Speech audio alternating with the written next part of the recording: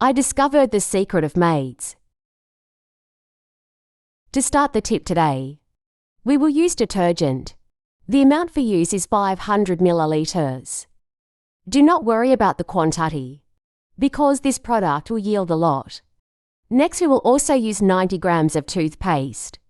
This mixture will certainly make it much easier to clean your parts, as well as yield a lot, and will easily remove all stains from your kitchen utensils.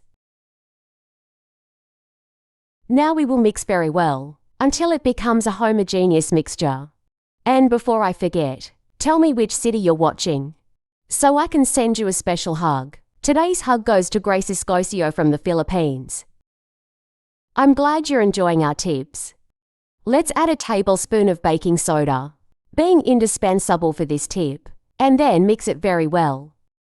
You will already notice the different consistency of all the products you have used to date.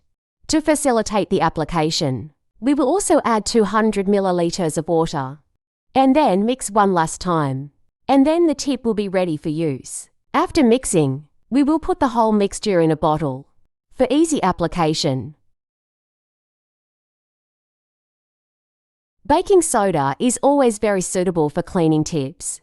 Its alkaline effect acts directly to remove stains in dirt. This package I'm using has the capacity of 500 milliliters and is already enough for use for at least 2 weeks.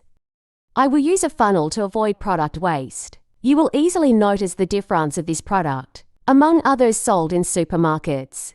Take advantage and tell me if you have made any mixture for cleaning using toothpaste.